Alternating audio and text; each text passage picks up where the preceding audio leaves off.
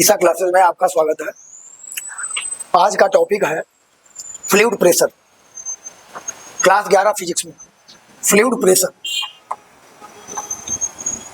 Fluid pressure fluid pressure को हम लोग बोलते हैं तरल दाब। ये हमने कल भी आपको समझाया कि फ्लूइड प्रेशर क्या है, तरल दाब में फ्लूइड क्या है। फ्लूइड क्या है? Something which flow, something which flow,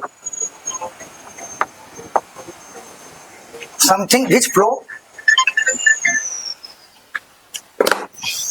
इसको हम लोग कहते हैं फ्लूइड। फ्लूइड माने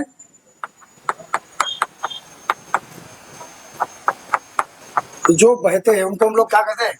फ्लूइड। जो बहते हैं उनको हम लोग कहते हैं फ्लूइड।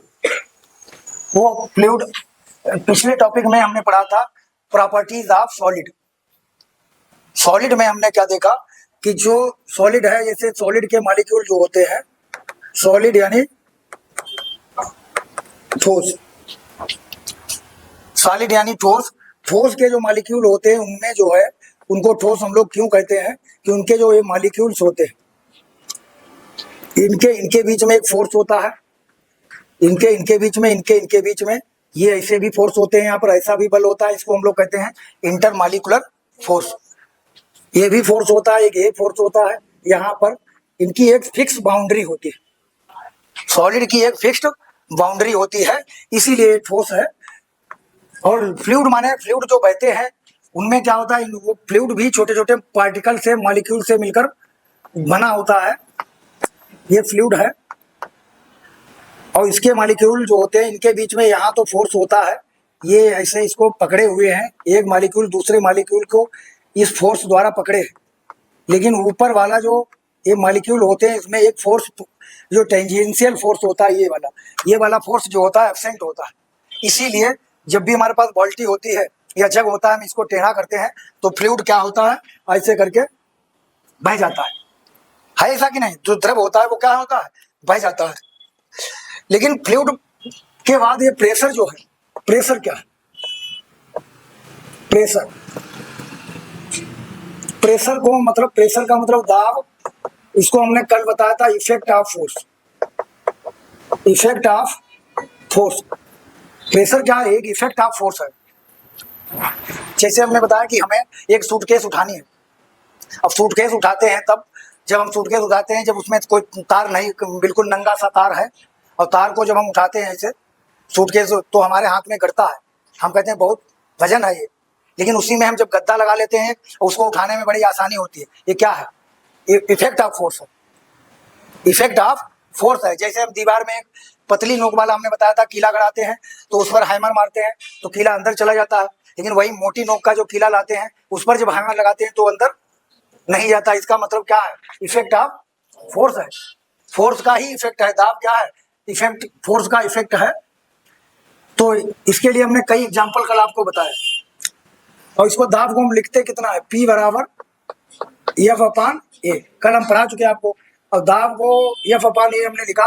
F का यूनिट होता है न्यूटन और ए का कितना होता है? Metre square. तो हमने कल बताया था इसका मात्रक होगा न्यूटन पर मीटर स्क्वायर। जैसे ये हमारी हथेली है, इस पर हमने फोर्स लगाया, पूरी हथेली का एरिया ए एरिया पर हमने कहा फोर्स हमने लगा दिया F। ये एरिया पर फोर्स लगाया हमने कितना? F। ए मीटर पर फोर्स कितना? F। तो 1 मीटर स्क्वायर पर हमने फोर्स बताया था F अपान ए। एकांक क्षेत्रफल पर, एकांक क्षेत्रफल पर लगने वाले बल को हम लोग क्या कहते हैं? दाब। दाब P बराबर कितना हो गया? F अपान ए। P बराबर F अपान ए, ये दाब हो गया। यहीं से बना। एक के लिए ए कहाँ चला जाएगा? नीचे। अब एक के लिए ये नीचे चले जाएगा। अब हमने आपको कल बताया था कि जैसे कि इसका ये एरिया बड़ा होगा, एरिया बड़ा होगा तो दाब कम होगा। जैसे हमने बताया F का हम यूनिट ले लें, मान लिया 100 न्यूटन हमने फोर्स लगाया किसी पर और एरिया हमने ले लिया 10 न्यूटन, तो दाब कितना हो जाएगा? F बटा 10। दाब कितना हो गया? यानी 100 बटा 10। तो कितना दाब लग गया? 10 न्यूटन। फिर उसके बाद हमने बताया कि अगर हमने एरिया हमने अब ले लिया है 20 newton 20 metre square, sorry area का मात्रक मीटर स्क्वायर होता है, तो हमारे पास दाब कितना हो गया 100/20, तो कितना हो गया दाब 5 न्यूटन पर मीटर। ये 5 न्यूटन पर मीटर, सॉरी 5 न्यूटन पर मीटर स्क्वायर दाब का मात्रक। या इसका मात्रक एक और होता है, हमने बताया था, या इसको हमने पास्कल ने इसकी खोज की, या इसको हम लोग कहते हैं पास्कल पीए। तो हमने यहाँ से क्या देखा है कि जब एरिया हमारा छोटा होता है तो दाब कितना होता है ज़्यादा, जब एरिया हमारा बड़ा होता है तो प्रेशर कितना होता है कम। तो इसीलिए हमने बताया कि जब हम मोटी कील का कोई कीला यहाँ पर गड़ाएंगे, जो कील होती है हमारे पास, उसकी अगर नोक मोटी है तो यहाँ पर जब हम इसको गड़ाएंगे तो अंदर नहीं जाता है, क्योंकि जब हम उस पर कुछ मारते हैं उतना ही फोर्स लगाते हैं, वो अंदर नहीं जाता, क्योंकि उसका एरिया क्या होता है ज़्यादा होता है। जब एरिया ज़्यादा होगा तो दाब कम होगा, प्रेशर कम होगा, इसीलिए वो कीला अंदर नहीं जा पाता। वही पतली नोक का जब हम कीला लेते हैं, जो पतली नोक का कीला लेते हैं उसका एरिया क्या होता है कम एरिया होने से प्रेशर क्या हो जाता है ज़्यादा। जब प्रेशर ज़्यादा हो जाता है तो वो कीला अंदर चला जाता है। तो ये हमने दाब के बारे में। और हमने बताया था रेगिस्तान में जो ऊँट है, रेगिस्तान में ऊँट आसानी से चल लेता है, लेकिन हम लोग आसानी से वहाँ पर नहीं चल पाते। कारण उसका ये होता है, रीजन ये है कि ऊँट के पैर गद्देदार होते हैं, जैसे हमारे पैर हैं। हमारे पैर का एरिया जो होता है वो कम होता है, हमारे पैर का एरिया कम होता है। जब एरिया हमारे पैर का कम होगा, क्षेत्रफल कम होगा, तो दाब ज़्यादा लगेगा। जब दाब ज़्यादा लगेगा तो पैर अंदर चले जाएंगे।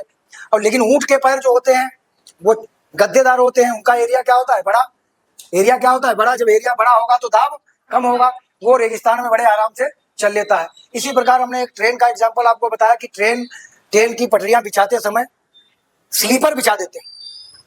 स्लीपर बिछाने से ये हो जाता है कि जब हमारी पटरी यहाँ से मान लिया ये पटरी आई है, और जब स्लीपर बिछा देते हैं तो इतना बड़ा एरिया हो जाता है। अब जो इतना बड़ा एरिया हो जाता है यानी एरिया बढ़ जाता है, लकड़ी बिछा देते हैं, एरिया जब बढ़ जाएगा तो दाब कम होगा, और दाब कम होगा तो पटरी नीचे नहीं जाएगी। अगर स्लीपर ना बिछाए तो क्या होगा, एरिया कम होगा, दाब ज़्यादा होगा, तो पटरी कहाँ चली जाएगी, नीचे ज़मीन में धंस जाएगी। ये हमने पढ़ाया था, तुम्हें कल समझाया है, और इसकी परिभाषा भी बताई। किसी पृष्ठ के एकांक क्षेत्रफल पर लगने वाले बल को दाब कहते हैं। किसी पृष्ठ के एकांक क्षेत्रफल पर लगने वाले बल को हम लोग क्या कहते हैं, दाब। लंबवत लगने वाले बल को हम लोग क्या कहते हैं, दाब कहते हैं। कोई भी पृष्ठ है, और force per unit area is called pressure, ये हमने बताया था। और उसके बाद हमने एक चीज और हमें पढ़नी है जिसका नाम है डेंसिटी।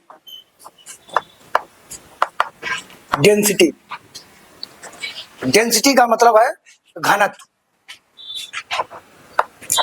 ये फर्स्ट लेसन में भी हम देख चुके हैं घनत्व क्या होता है। डेंसिटी यानी डेंसिटी को हम लोग क्या कहते हैं, द्रव्यमान बटे आयतन। ये डेंसिटी का हमारे पास फार्मूला होता है द्रव्यमान बटे आयतन। डेंसिटी का फार्मूला होता है द्रव्यमान बटे आयतन, यानी द्रव्यमान का मात्रक क्या होता है किलोग्राम, और आयतन का मात्रक क्या होता है लंबाई, लेंथ गुणे ब्रीथ गुणे हाइट, लंबाई गुणे चौड़ाई गुणे ऊंचाई।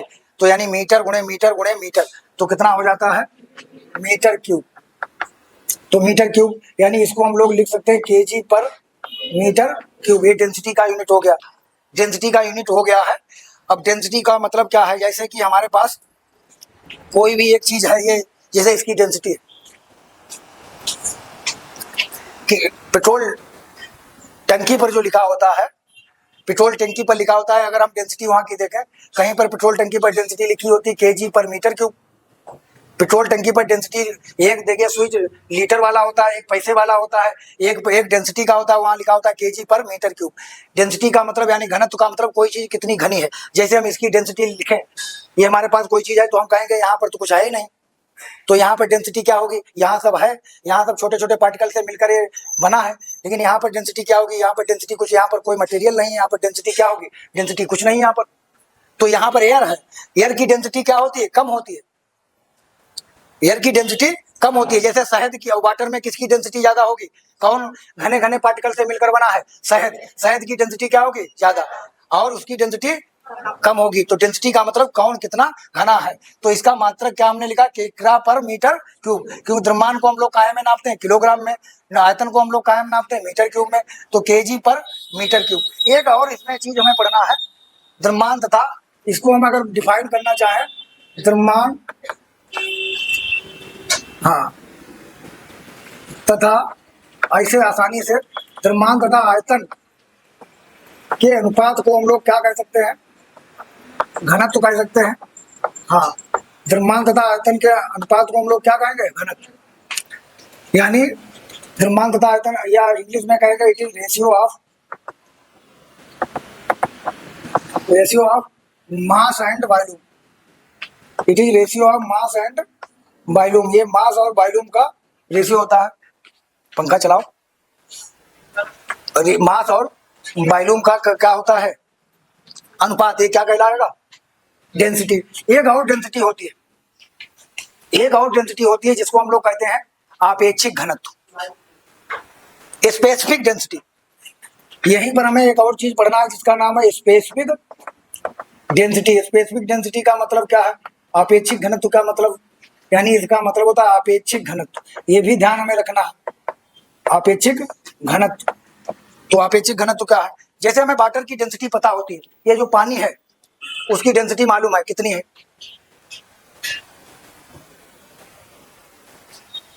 पानी की डेंसिटी होती है 1000 kg पर मीटर क्यूब। 1000 kg पर मीटर क्यूब, ये डेंसिटी पता होती है।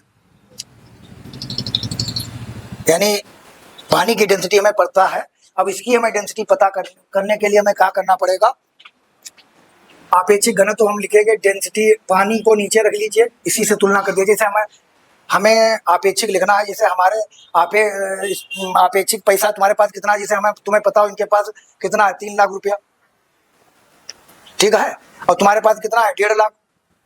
तो हम लिख देंगे 1.5 लाख बटे 3 लाख। तो 1.5 लाख करना, 1.5 लाख दूना 3 लाख। तो हम कहेंगे तुमसे दूने हमारे पास हैं, कितने हैं, दूने। तो आपेक्षिक का मतलब होता है जिसकी पता हो उसको नीचे रखिए, जिसकी पता हो उसको नीचे रखिए। Density of water, density of water, water की हमें मालूम होती है, वाटर की डेंसिटी मालूम होती है, वाटर के सापेक्ष लिखना है। और डेंसिटी ऑफ मटेरियल, ऊपर क्या लिख देंगे, डेंसिटी ऑफ मटेरियल, ऊपर हम लिख देंगे, इसको हम कहेंगे specific density, density of water और डेंसिटी ऑफ मटेरियल। हिंदी में इसको हम लिख देंगे पदार्थ का घनत्व, पदार्थ का घनत्व बटे पानी का घनत्व।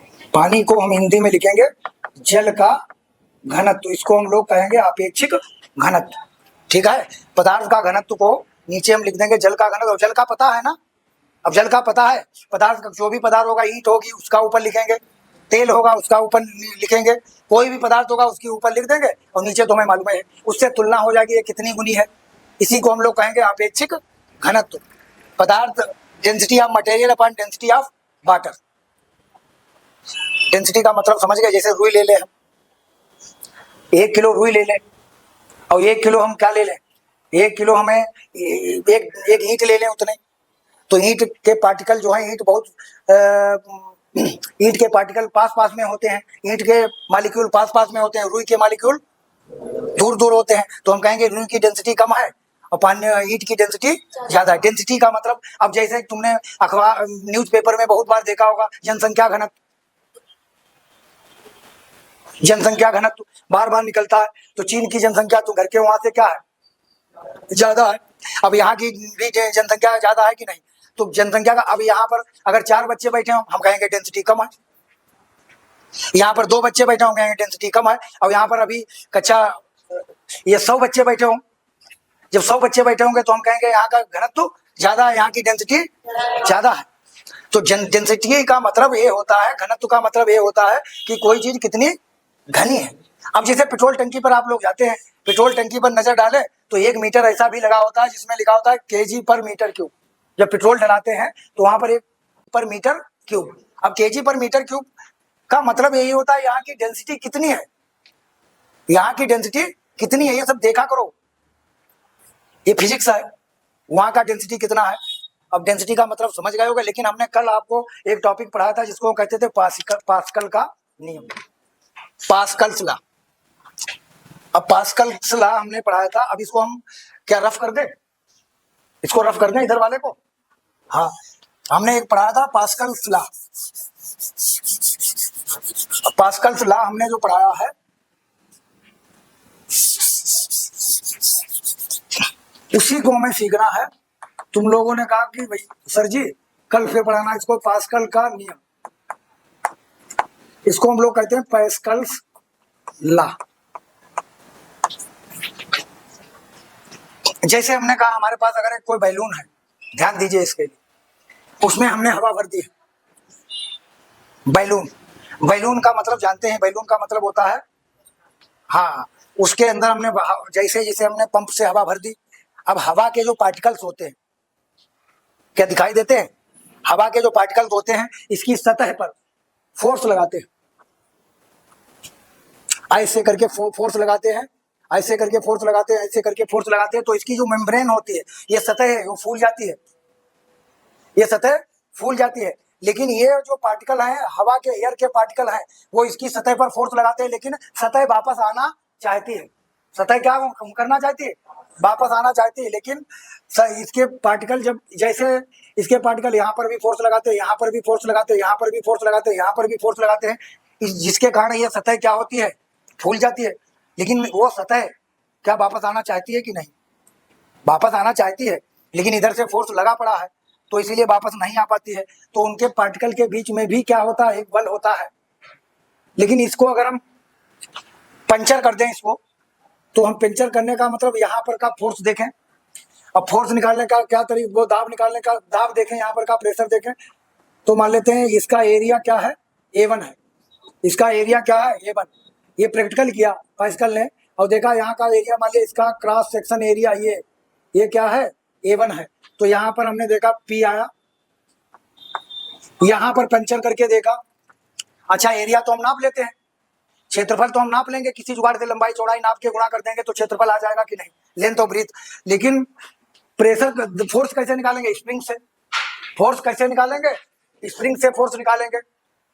अब स्प्रिंग से फोर्स जब निकालेंगे तो वो फोर्स कैसे निकलेगा, यहाँ पर स्प्रिंग फंसाएंगे और स्प्रिंग वापस आएगी, आएगी कि नहीं भाई, अंदर से फोर्स लगेगा, स्प्रिंग वापस आएगी तो फोर्स पता चल जाएगा। यहाँ का फोर्स जब निकाला तो वो भी आया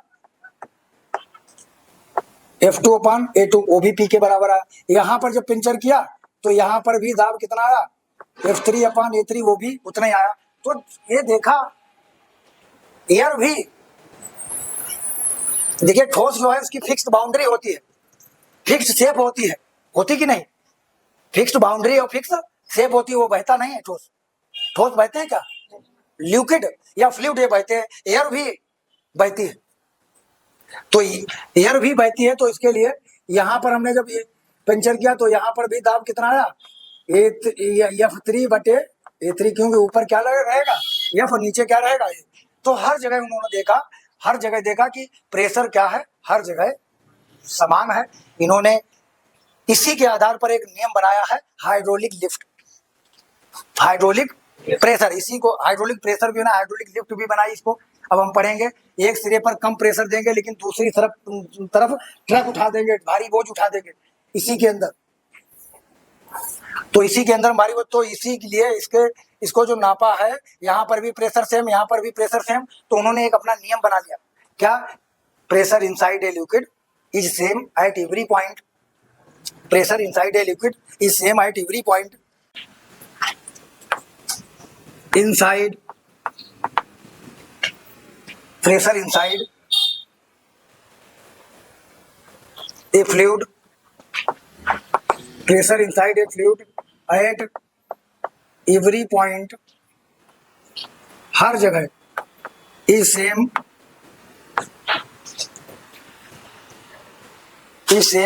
at 2 in all directions, at 2 in all directions,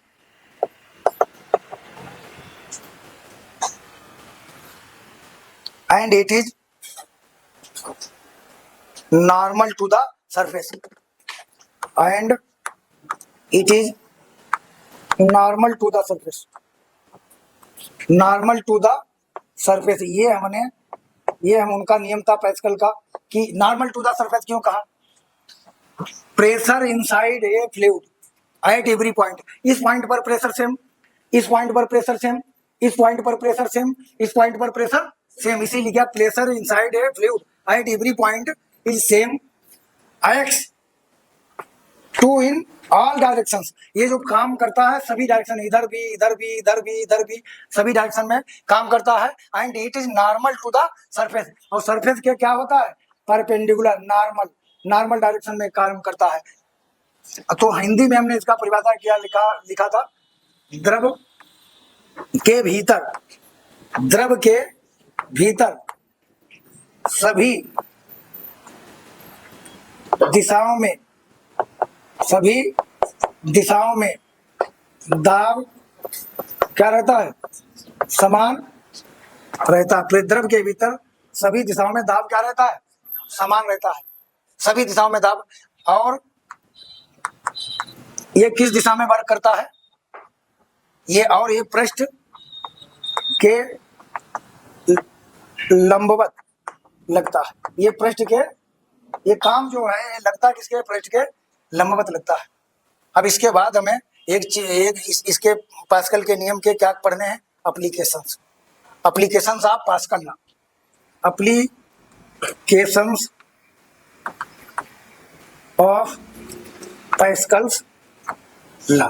तो एप्लीकेशंस ऑफ पास्कल्स लॉ में यानी अब पास्कल के नियम के अनुप्रयोग, इसका नाम होता है पास्कल के नियम के अनुप्रयोग। तो पास्कल के नियम के अनुप्रयोग में हमें जो है, पास्कल के नियम के अनुप्रयोग में पहला हमारा जो एप्लीकेशन है उसका नाम है हाइड्रोलिक लिफ्ट। पहला एप्लीकेशन जो है उसका नाम है हाइड्रोलिक लिफ्ट। तो हाइड्रोलिक लिफ्ट को यहाँ देखिए, इसका नाम होता है हाइड्रोलिक लिफ्ट, हाइड्रोलिक लिफ्ट, यानी इसको हम कहते हैं द्रव चालित लिफ्ट। अब हाइड्रोलिक लिफ्ट तुमने देखी होगी। अब इसको समझने के लिए मैं दो हाइड्रोलिक लिफ्ट तुमने देखी होगी, ट्रैक्टर की, जो हमारे पीछे ट्रैक्टर की वो होती है, क्या नाम उसको बोलते हैं, हाँ, जब गन्ना हम लोग गन्ना ले जाते हैं या कोई भारी बोझ उठाते हैं तो उसको हम लगा देते हैं ट्राली में, वो क्या होती है, उठा लेती है ट्राली को। या हमने देखा हमारी कार वगैरह है, ट्रक वगैरह है, ये कहीं खाई हुई में गिर जाती है तो हमें ऐसे हम नहीं निकाल पाते हैं, तो उसके लिए हमें इसी की जरूरत पड़ती है, द्रव चालित लिफ्ट। ये छोटा सा फोर्स लगाएंगे और भारी बोझ उठा देंगे। लेकिन इसके पहले, इसको समझने से पहले हमें पिस्टन और सिलेंडर समझना है, what is the piston and what is the cylinder. तो इसको हमें समझाएंगे कल वाले टॉपिक में। लेकिन पिस्टन और सिलेंडर, पिस्टन और सिलेंडर क्या है ये हमें समझना होगा पहले। पिस्टन और सिलेंडर क्या, पिस्टन देखा, ये समझ पाएंगे तभी। हाँ, ये बात समझ में आई कि नहीं है? गायब करो, गायब, स्पेस लो। इसके लिए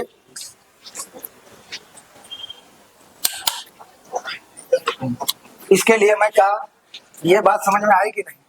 प्रेशर समझ में आया, प्रेशर के बाद ये पास्कल का नियम समझ में आया। ये उनका प्रयोग था पास्कल जी का कि उन्होंने हर जगह चेक किया, यहाँ पर प्रेशर चेक किया, यहाँ पर प्रेशर चेक किया, कोई भी जिसमें एयर होती है उसने हर जगह चेक किया, हर जगह चेक किया। चेक करने के बाद बताया कि हर जगह प्रेशर क्या है, सेम है, कोई दिक्कत वाली बात नहीं। इसी के आधार पर हम वो पढ़ेंगे। तो प्रेशर इनसाइड ए फ्लूइड, ये हमने बता दिया, at every point is same, act to in all direction, and normal to the surface. Surface के क्या है, नॉर्मल। द्रव के भीतर सभी दिशाओं में दाब समान रहता है, पृष्ठ के लंबवत लगता है। तो इसको जैसे हमारे घर में इंजन होगा, इंजन कभी मिस्त्री बनाने आया कि नहीं? Pumping set engine, Lister engine, भाई ये कुछ ना है घर में। हाँ, चलिए कोई बात नहीं, हमारे घर में है। अरे इंजेक्शन देखा है, इंजेक्शन देखा है। चलिए, पंपिंग सेट जो इंजन होता है उसमें अगर तुम देखोगे तो कभी कभी वो जब उसका पिस्टन खराब हो जाता है तो कोई भी मशीन होगी, अगर उसका पिस्टन खराब हो गया, चाहे मोटरसाइकिल हो, चाहे कार हो, चाहे कोई भी, जो धुआं देने लगती है, क्या देने लगती है, धुआं, और मोबिल निकालने लगती है। उसका कारण होता है उसमें पिस्टन होता है। ऐसे अगर तुम्हारे घर में नहीं है तो जैसे ऐसे करके पिस्टन होता है, उसमें ऐसे बिल्कुल सटा सा होता है, ये बिल्कुल सटा सा होता है, उसमें एक हैंडल लगा होता है ऐसे, ये बिल्कुल इतना सटा होता है कि जब इसको हम दाब लगाते हैं तो ये सट से नीचे बिल्कुल स्पेस नहीं होता इनके बीच में, कहीं से साग नहीं जा सकती। लेकिन ये इतना बढ़िया फिट होता है कि जब ये ऐसे करके ऊपर नीचे बड़े आराम से, ज्यादा फोर्स की जरूरत नहीं है, बड़े आराम से ऊपर नीचे जा सकता है, बड़े आराम से ऊपर नीचे जा सकता है, बड़े आराम से ऊपर नीचे जा सकता है। तो पिस्टन और सिलेंडर में हमने बताया कि जैसे हम अगर और कोई चीज समझना चाहें,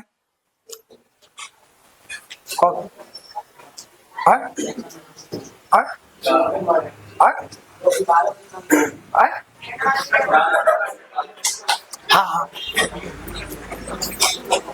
तो ये पिस्टन तुम्हारे घर में इंजन होगा, इंजन नहीं है कोई बात नहीं, ये पिस्टन बिल्कुल बहुत सही से सेट होता है। इसमें एक हैंडल लगा होता है, ऐसे ऐसे करके ऊपर इंजन में बांध देते हैं, ये जाता है। अगर यहाँ पर लीकेज हो गई तो समझ लीजिए तुम्हारा इंजन गड़बड़ होगा, धुआं देगा, मोबिल निकालेगा। तो ये पिस्टन, और अगर इसके बाद भी अगर एग्जांपल समझना, पिस्टन का मतलब क्या है, पिस्टन और सिलेंडर को हम इंजेक्शन से समझ सकते हैं। इंजेक्शन में जब हम इंजेक्शन लगाते हैं तो इंजेक्शन के लिए कि उसके अंदर वाला जो ऐसे खींचते हैं ऐसे करके, वो उसको समझ लीजिए वो क्या है, पिस्टन। ऐसे ऐसे करते हैं कि नहीं, जब इंजेक्शन लगाते हैं ऐसे हाथ में, ऐसे इंजेक्शन लगाया और ऐसे दबा देते हैं, ऐसे करके दवाई जो है हाथ में चली जाती है, वो क्या है, अंदर वाला जो खोल है वो है सिलेंडर, अंदर वाला जो खोल है वो है सिलेंडर, और बाहर से जब हम दबाते हैं वो क्या है, पिस्टन। बाहर से जो हम दबाते हैं वो क्या है, पिस्टन है। ठीक है, समझ में आया पिस्टन। तो इसी पिस्टन के आधार पर, इसी पिस्टन के आधार पर, इसी पिस्टन के आधार पर हम समझेंगे द्रव चालित लिफ्ट, यानी हाइड्रोलिक लिफ्ट। इसमें हम क्या करेंगे, इधर से ये पाइप हम लगाएंगे, एक देखना, और इधर से पाइप लगाने का कल हम इसका फिगर बनाएंगे, और इधर से इसके अंदर क्या होगा, इसकी के अंदर हम एक पिस्टन बनाएंगे, इस पर छोटा सा एक फोर्स लगाएंगे। ये जब पिस्टन नीचे बढ़ेगा तो इसके अंदर जो क्या होता है, हाँ, इसके अंदर आयल होता है, आयल, आयल जब होता है, जब इधर से फोर्स लगेगा, फोर्स लगने के बाद क्या होता है, ये आयल पर प्रेशर आएगा, और प्रेशर सभी दिशाओं में समान रहेगा। ये पास्कल ने हमें बताया, कल हम समझाएंगे। ये आयल इधर बढ़ते बढ़ते बढ़ते बढ़ते एक यहाँ पर पिस्टन कल बनाएंगे, और पिस्टन बनाने के बाद जब ये पिस्टन पर ये क्या है, फोर्स लगाएगा, ये पिस्टन उठेगा, और यहाँ पर कार, ट्रक, चाहे जो भारी बोझ हो उसको हम उठा लेंगे। इसी के आधार पर वो हमारी क्रेन है, और ये भारी बोझ उठाने वाली चीजें हैं, इसी पर वर्क करती हैं। ठीक है।